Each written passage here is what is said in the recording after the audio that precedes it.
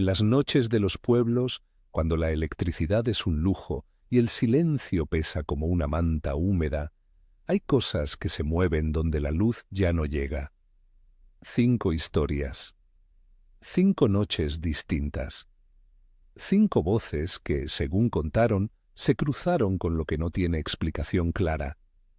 Soy Santiago y hoy te llevaré por veredas, candiles y neblinas para que escuches, con oído atento, lo que muchos prefieren mantener entre susurros alrededor del fuego. La primera vez que escuché una de estas historias, nadie la tomó como un aviso, hasta que dejó de ser un rumor y tocó la vida de alguien conocido. Abróchate el abrigo. Lo que viene tiene el olor a tierra mojada y el tamborileo de un perro que no quiere callar. Historia 1. Tabasco. La mujer de una pierna.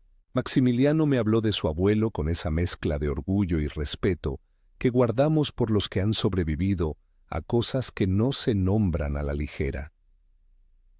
Mi abuelo no era hombre de cuentos, dijo. Era de los que trabajan de sol a sol y solo creen en lo que pueden tocar. Pero después de aquello, ya lo verás, no volvió a caminar de noche.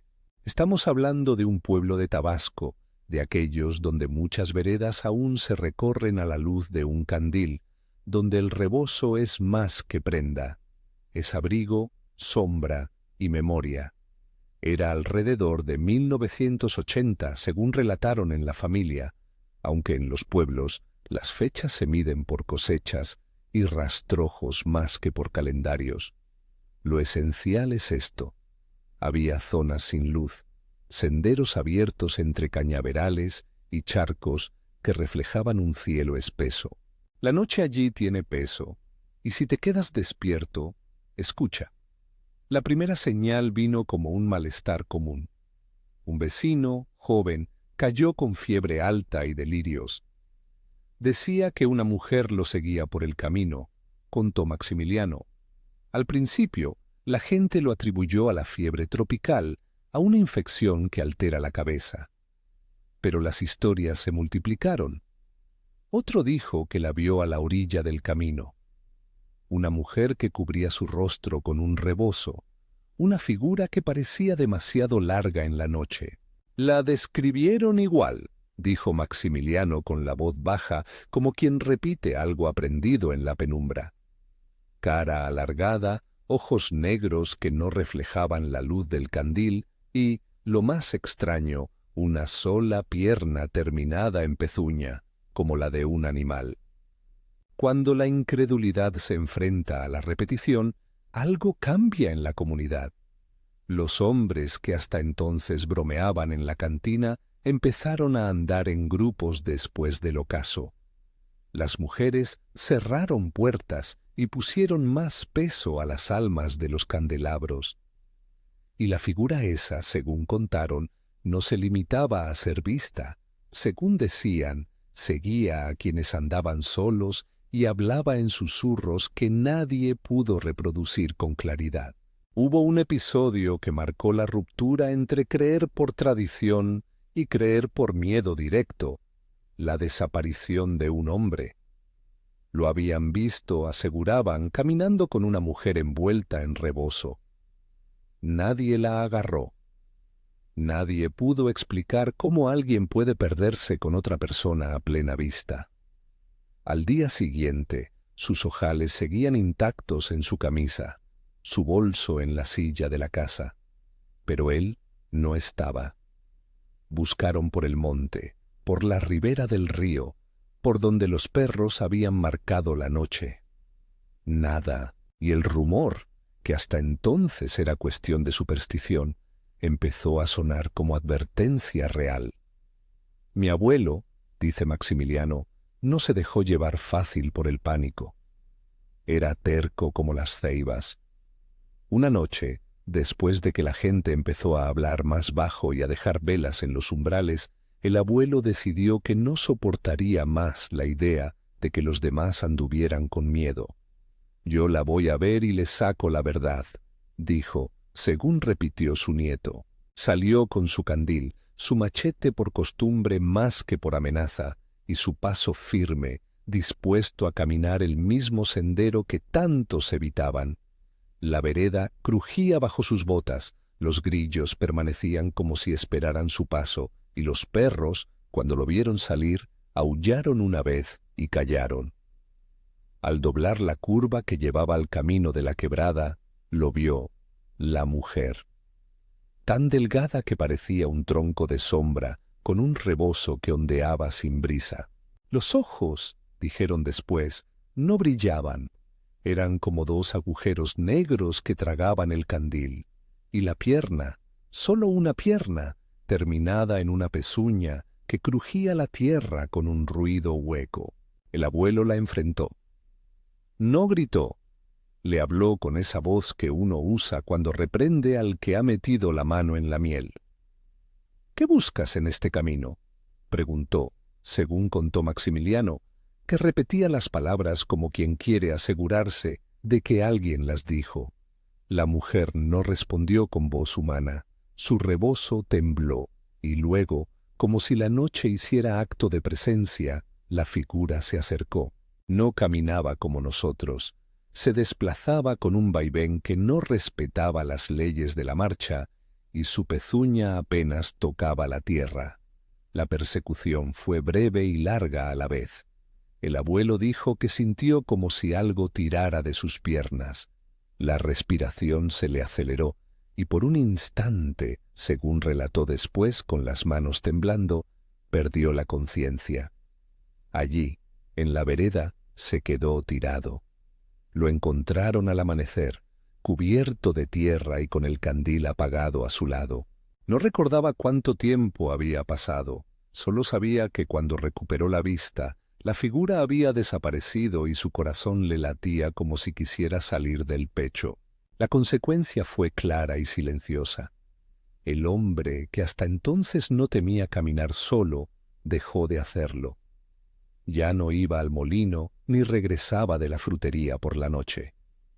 En las reuniones familiares se contaba su historia y la de aquel que desapareció como si fueran advertencias envueltas en toldos de humo.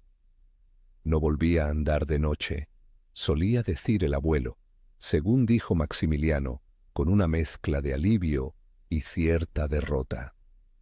Puede que fuera la fiebre, puede que fuera un animal con una manta. No lo sé, solo sé que la vi como la vio todo el mundo y que desde entonces ya no camino solo. Esa transformación, de escéptico a prudente, es algo que vuelve a aparecer en las historias de estos pueblos.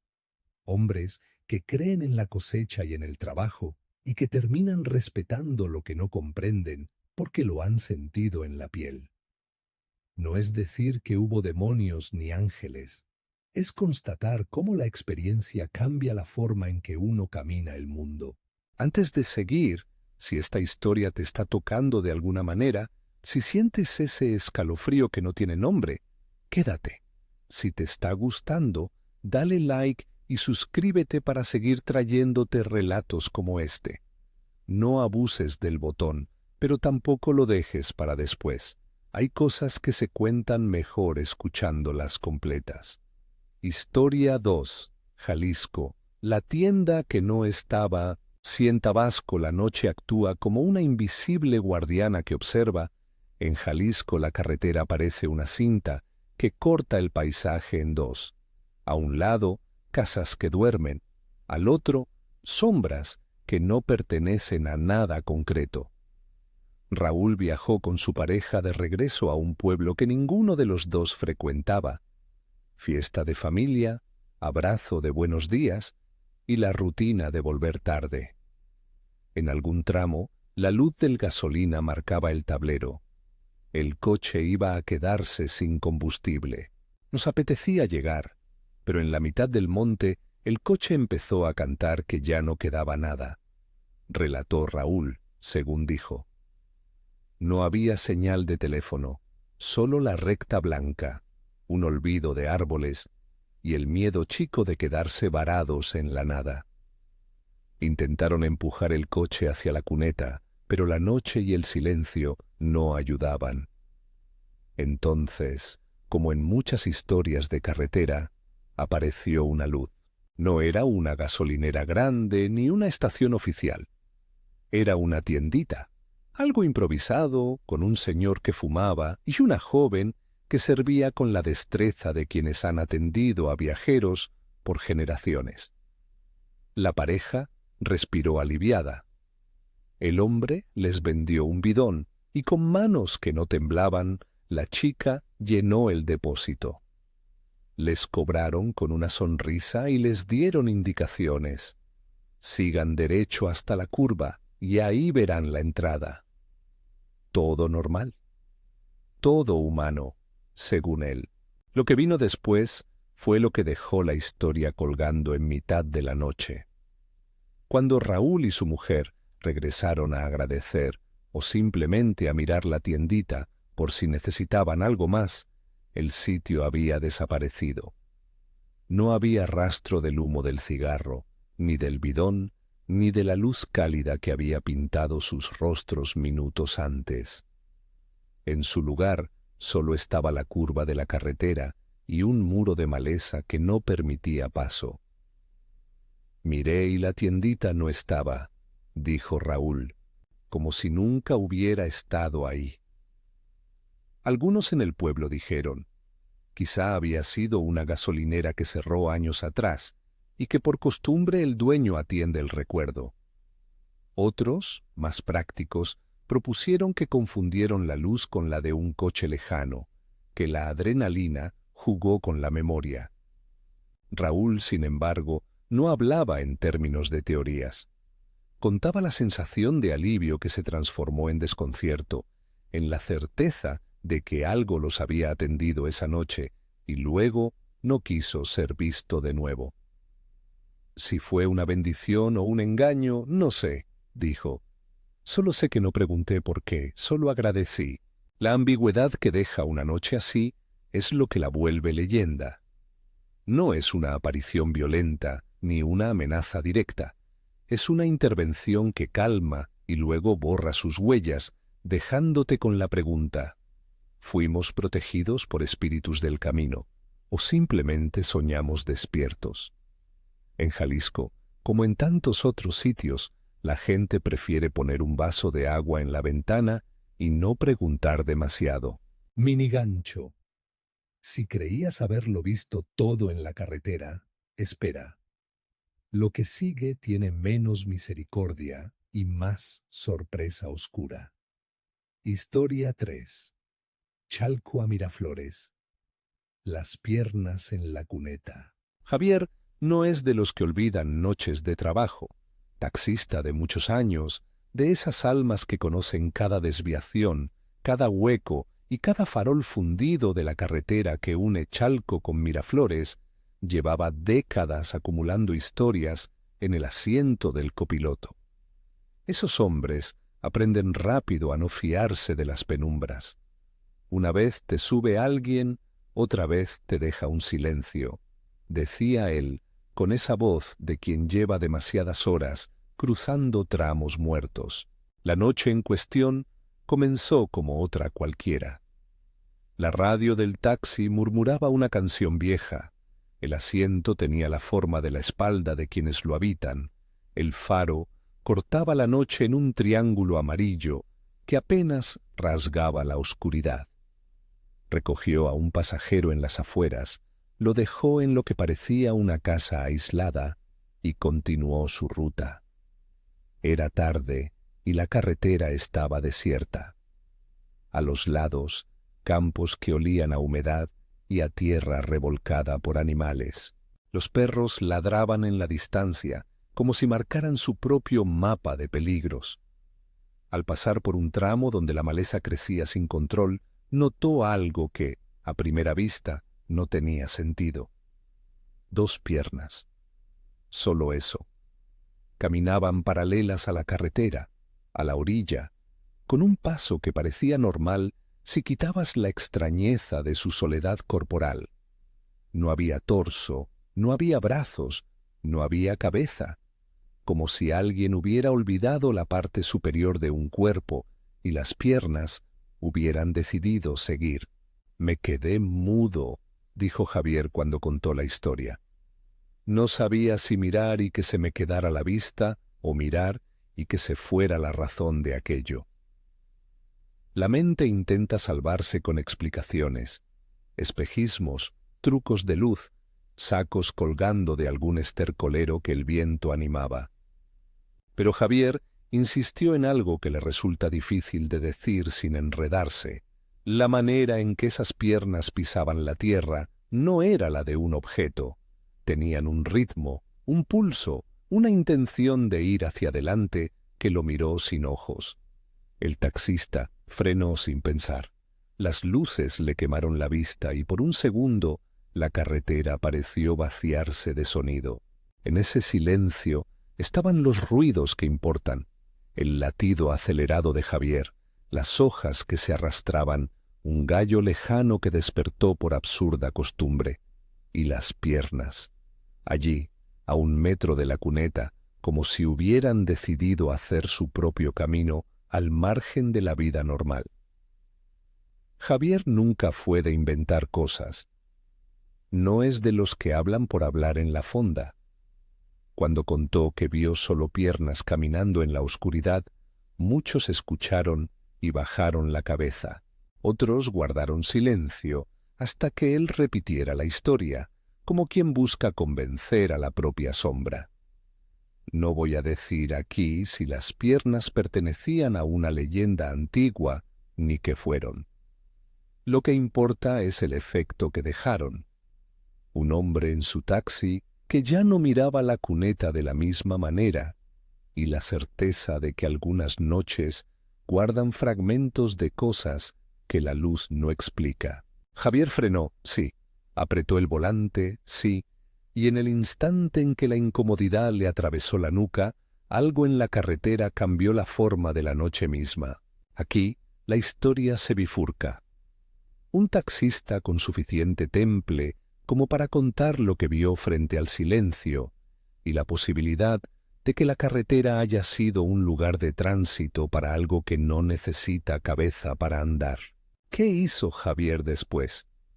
¿Se bajó a mirar, se fue pitando o volvió a su casa con el pulso en la garganta?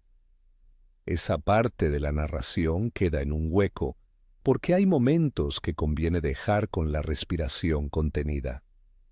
Cómo termina una escena influye en lo que uno siente después, y algunas noches merecen que las sintamos hasta que el cuerpo diga basta.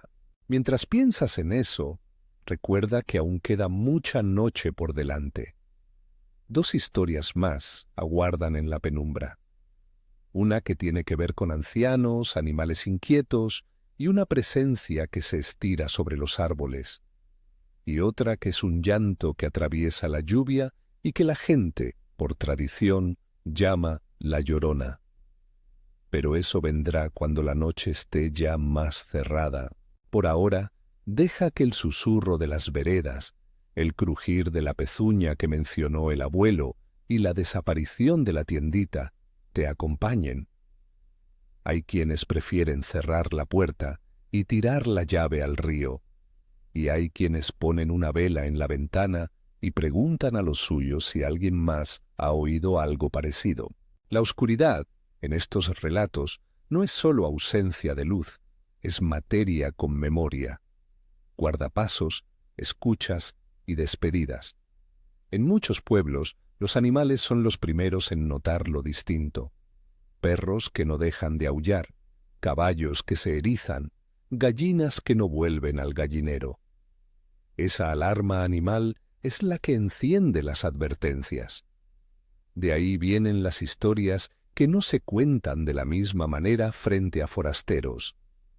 Me detengo aquí por un momento para que lo que te he contado quede en tu piel.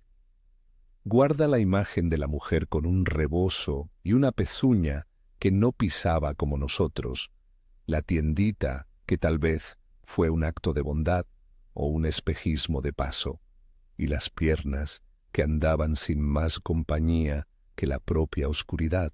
Más adelante, cuando las nubes se abran o la lluvia apriete más fuerte, seguiremos con las historias que faltan. la sombra que flota sobre los árboles y la bruja con el cuello largo, y la noche en que un llanto se apodera de un pueblo entero. Pero por ahora no despegues. La noche aún tiene espacio para sorprender. La noche aún tiene espacio para sorprender.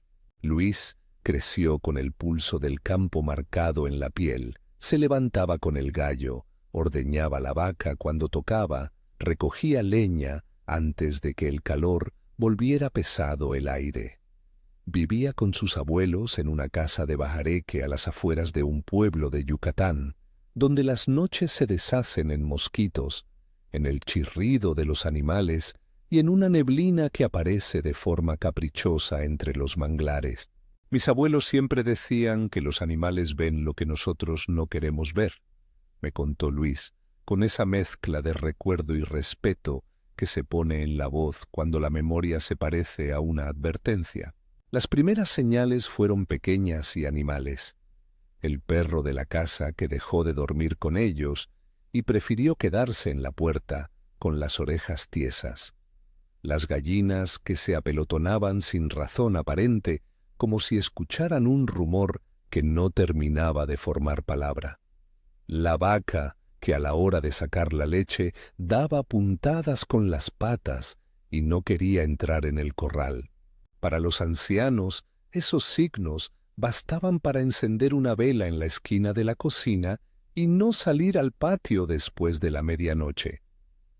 No es que la casa esté maldita, decía la abuela, con la autoridad que da haber visto muchas lunas. Es que hay cosas que pasan primero por los animales y después, si no haces caso, te pasan a ti. Luis me contó una noche clara de mayo, con la humedad pegada a la piel y los chirridos mezclados en un coro irregular. Había salido a arreglar la cerca. Trabajó hasta que el cangrejo de luz del pueblo quedó atrás y solo quedó el rumor de la carretera. Volvió con la lámpara de mano, la que usan para buscar cosas al filo de la oscuridad, y se quedó quieto al notar un silencio que no era sólo ausencia de ruido, sino una especie de tensión. Los sapos callaron, los grillos cesaron, y hasta el viento parecía medirse. Vi algo que no se escribe fácil, me dijo Luis, y en su voz pesaba el cuidado de quien no quiere que lo tomen por loco, pero tampoco quiere que lo olviden. Apuntaba hacia el monte, hacia una hilera de ceibas que, esa noche, parecían dibujar una muralla contra el cielo. Alzando la lámpara, notó una sombra grande, una masa que flotaba por encima de las copas, como si la gravedad no fuera con ella. No tenía forma definida, más bien un exceso de oscuridad con contornos que se curvaban y se movía con una lentitud que parecía medir el tiempo. No era un ave ni un murciélago, era algo que se extendía y encogía como si respirara desde arriba, relató. La primera vez que lo vio, creyó que era un tronco movido por el aire. La segunda, supo que no. Al volver hacia la casa, sintió que algo lo observaba de arriba. El silencio en su nuca le hizo girar la cabeza, y entonces la vio de cerca. Una figura encorvada que se deslizó sobre los árboles, y después, con una velocidad que sorprendió, se plantó en la corrala como si hubiese descendido por una cuerda invisible. No caminó como la gente. Su cuerpo se doblaba en ángulos que parecían desafiar la estructura humana, y su cuello, eso que cuentan los abuelos con voz baja cuando llega la hora de hablar de brujas, se estiraba en un movimiento que no era natural, como si la cabeza buscara aire lejos del pecho. Luis dijo que la vio primero en la copa de los árboles, luego en la penumbra del patio, y por último, junto a la ventana de la cocina, con sus manos largas rozando el marco. Era una mujer, pero no como las que uno conoce, me advirtió. Tenía el pelo como algo seco, la piel tensa, y el cuello se alargaba como si fuera un resorte. Cuando la bruja acercó la cara a la ventana, pudo discernir unos ojos que no eran exactamente ojos, sino manchas que miraban con un deseo que no comprendía. El aire olía a humedad vieja y algo más, un olor a raíz quemada que se pegó a la ropa de Luis y que sus abuelos olieron al día siguiente y prefirieron no comentar. No voy a inventar voces ni milagros. Luis reaccionó con el pavor que cabe en una garganta joven. Salió corriendo hacia la puerta, tropezó con el umbral y cayó. La figura se inclinó hacia él y en ese instante los perros comenzaron a aullar como si intentaran ahuyentar algo invisible. Su abuelo, que había oído la algarabía, encendió un candil y salió con paso decidido, haciendo ruido contra las paredes para perturbar lo que estuviera en el patio. Gritó el nombre de la abuela y empezó a echar sal en el umbral, contó Luis. No es que la sal sea un remedio universal, pero en los pueblos hay usos que funcionan como repertorio de defensa cuando faltan otra cosa.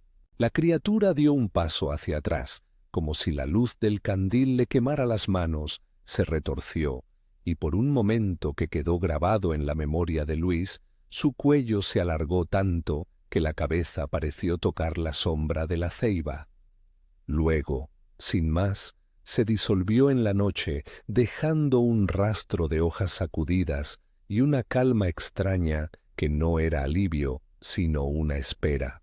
Los ancianos, en la cocina, hicieron signos que no se nombran en público y comentaron algo que Luis guardó como si fuese un secreto. Cuando algo te mira antes de que tú la veas, ya forma parte de tu casa. Hay que aprender a convivir con ese respeto. De nada le sirvió a Luis decir que había sido la imaginación. La casa cambió para él. Dormía con la luz encendida. Dejó de ir solo al pozo y evitó el corral cuando anochecía. Los días siguientes, la vecindad se reunió.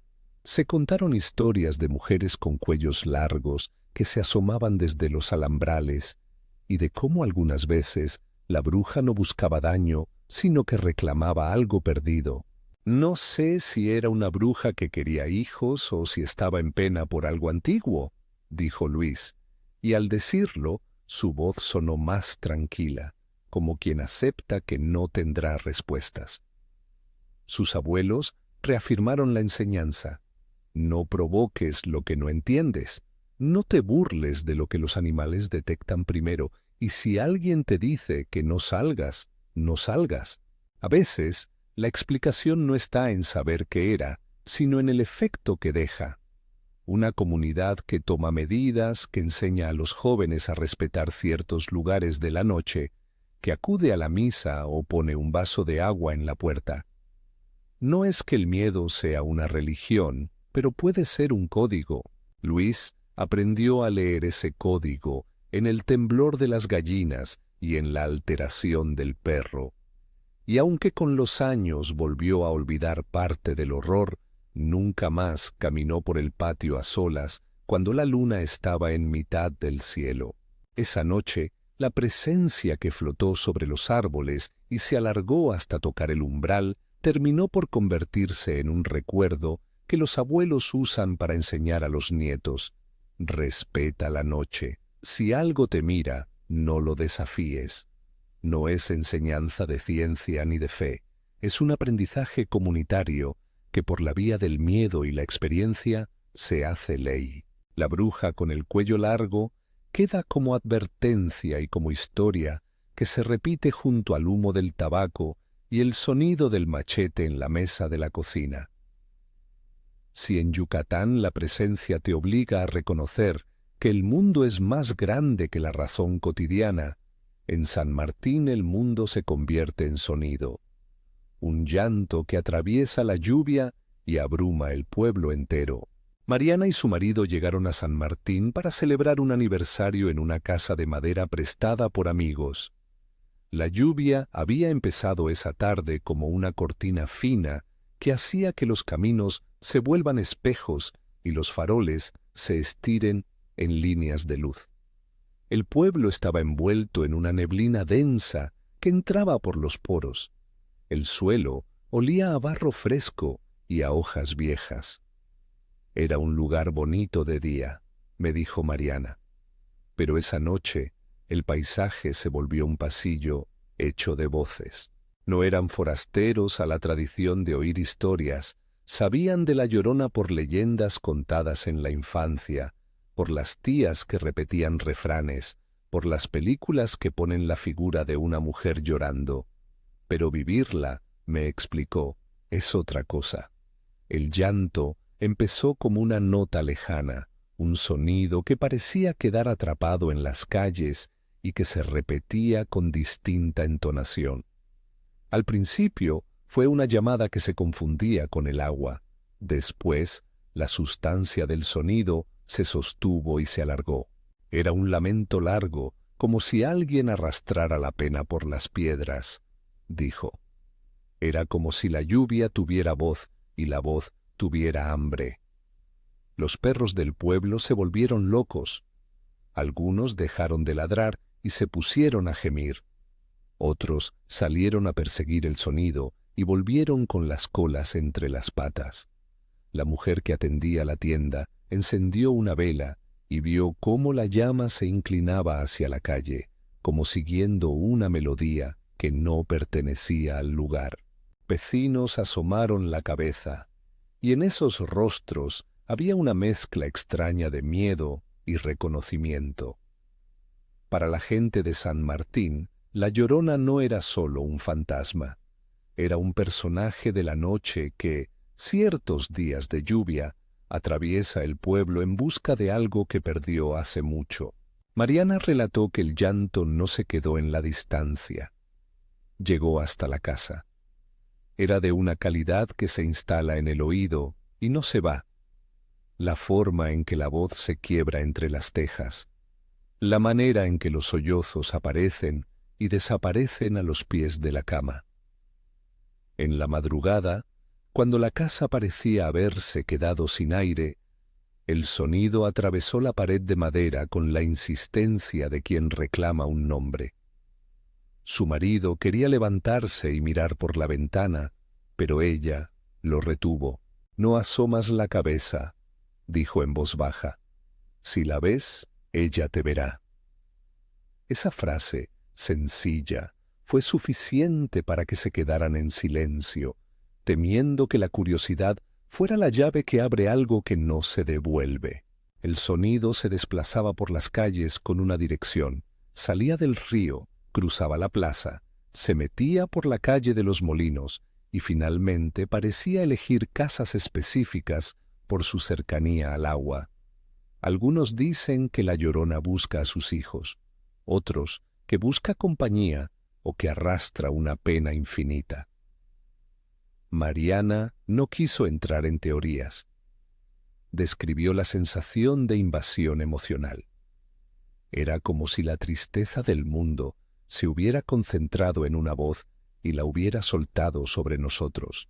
La noche se volvió una caparazón de lamentos que dejó a la gente temblando, hasta que la aurora, lenta, comenzó a colarse por las rendijas. Al amanecer, la gente se reunió en la plaza. Los mayores contaron que el llanto había pasado por sus calles 1000 veces en noches de lluvia y neblina, y que la tradición enseñaba a no abrir la puerta hasta que la luz sea clara. Algunos niños, que no habían dormido, mostraban ojos rojos y pequeños, como si hubieran tragado un susto grande. Mariana conversó con la dueña de la casa donde se habían hospedado. La mujer, con voz grave, le explicó que la Llorona es una presencia que forma parte del imaginario colectivo. No es que haga daño, pero te recuerda que la pena existe y que la prestan cuando no se la esperan. No todas las historias terminan con desgracia. En San Martín, la Llorona pasó por la casa de Mariana y el eco de su llanto se llevó parte de la noche, pero no hubo desapariciones ni tragedias. Lo que quedó fue la certeza de que en ciertos lugares la tradición no es mero cuento, Es una trama que enlaza generaciones, que hace que la gente actúe de cierta manera cuando la lluvia cubre el pueblo. Para algunos, la experiencia fue una advertencia. Para Mariana y su marido, fue una memoria que regresó con la humedad del aniversario, una lección sobre el respeto hacia los sonidos que no comprenden. Algunos de ustedes podrían pensar, ¿son estas historias explicables por el miedo, por la sugestión, por el hambre de no estar solos? Es probable que en muchos casos exista una razón natural detrás de cada fenómeno. Un animal, un tramo de carretera mal iluminado, el juego de la luz en la niebla. Pero también hay algo que no puede reducirse a causas, el modo en que una comunidad interpreta lo que le ocurre y lo transforma en advertencia, en rito, en cuento que se transmite de voz en voz para proteger a los suyos. Piénsalo. En Tabasco un hombre se convierte, por la experiencia, en alguien que ya no camina de noche. En Jalisco, una tiendita que atiende desaparece y deja la sensación de un favor que no debe cuestionarse. En Chalco, un taxista ve piernas caminando sin cuerpo y no haya explicación. En Yucatán, un joven aprende por las gallinas que la noche puede albergar cosas que se alargan. En San Martín, una voz atraviesa la lluvia y obliga al pueblo a recordar cómo cubrir a los suyos. Las historias actúan como mapas de prudencia, señalan senderos que es mejor no tomar solo, rituales de protección que, incluso si no son efectivos en términos técnicos, funcionan en términos sociales. No quiero que pienses que estas narraciones son un catálogo de terrores gratuitos. Al contrario, hay en cada una un hilo humano que las sustenta. Hablamos de gente que vive en contacto con la naturaleza y que por esa cercanía percibe señales que en la ciudad pasan desapercibidas. Hablamos de cómo la comunidad responde, se reúnen, cuentan, enseñan y a veces cambian sus costumbres para adaptarse a lo inexplicable. Ese cambio, de incredulidad a cautela, de burla a respeto, es un fenómeno que aparece una y otra vez, y que dice mucho sobre cómo las sociedades manejan el miedo. También hay una lección sobre la memoria. Las historias que te he traído no pretenden demostrar nada. Se limitan a narrar. Funcionan como una galería de advertencias que se guardan alrededor del fuego, para que los jóvenes sepan qué no hacer y los que vuelven de noche lo hagan acompañados. En algunos lugares la leyenda protege, en otros la leyenda divide, pero en todos la leyenda convoca a cuidarse mutuamente. Antes de cerrar, quiero que te lleves 3 imágenes de esta noche larga. La pezuña que marca la vereda, dejando un sonido hueco. La luz de una tiendita que atiende y después se borra sin dejar rastro. Y el llanto de una voz que se enreda con la lluvia. Cada una de esas imágenes es una forma distinta de lo mismo. La oscuridad tiene capas, y las tradiciones son las manos que tocan esas capas para saber si resisten o se rompen. Si estas historias te han dejado sin aliento, si alguna te ha hecho mirar hacia la ventana o meter la llave en la cerradura con más fuerza, cuéntamelo abajo. ¿Cuál te heló la sangre? ¿La mujer de una pierna en Tabasco? ¿La tiendita que apareció y luego se fue en Jalisco? ¿Las piernas en la cuneta vistas por un taxista? ¿La bruja que se estira sobre los árboles? ¿O el llanto de la Llorona en San Martín? Comparte tu elección y, si tienes una historia parecida que te contaron en tu pueblo o que viviste, no dudes en dejarla también. Estas noches viven de las voces que las repiten. Gracias por quedarte hasta aquí, por cruzar conmigo senderos de tierra, por abrir una puerta que no siempre da a respuestas, sino a preguntas. Si quieres seguir escuchando relatos como este, suscríbete y comparte este video con alguien a quien le guste perderse un rato en la penumbra. Nos encontramos en la próxima historia. Hasta entonces, guarda la luz cerca y respeta lo que los animales anuncian.